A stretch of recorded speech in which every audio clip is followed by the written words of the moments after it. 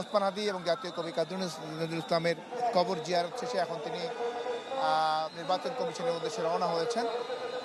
আর বছর পর দেশে আসার পর সেই অর্থে কিন্তু জাতীয় কবি কাজী নজরুল ইসলামের কবর জিয়ারত করলেন প্রথমবার এত বছর পর, এবং তিনি বলেছিলেন যে তিনি দেশে এসে ওসমান হাদির কবর জিয়ারত করবেন এবং বিএনপির পক্ষ থেকে সেটি বলা হয়েছিল।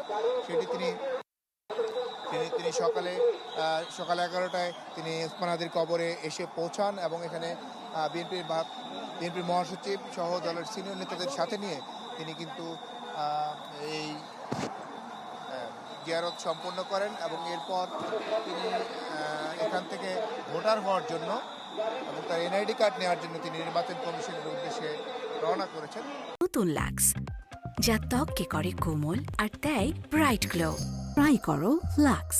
আমরা দেখতে পাচ্ছি আমরা এখানে বিপুল সংখ্যক নেতা কর্মী রয়েছে। তারা আসলে তারেক রহমানকে একমাত্র দেখার জন্য যে সব পর্যায়ের নেতারাই কিন্তু এখানে অবস্থান করছে। নেতাকর্মীরা বিশেষ করে ঢাকা বিশ্ববিদ্যালয়ের ছাত্রদল থেকে শুরু করে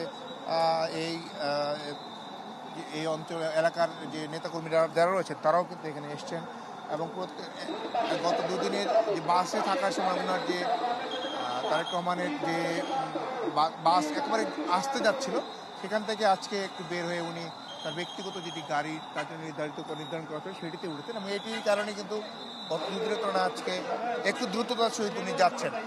এবং আজকে তারেক রহমানের অন্য দুটি কর্মসূচি যদি আমি বলি, এখান থেকে তিনি নির্বাচন কমিশনে যাবেন। নির্বাচন কমিশন থেকে উনি মাহবুব ভবনে যেমন ধানমন্ডি, সেখান থেকে তিনি বিএনপি চেয়ারপারসন খালেদা জিয়াকে দেখতে এভার কেয়ারে যাবেন।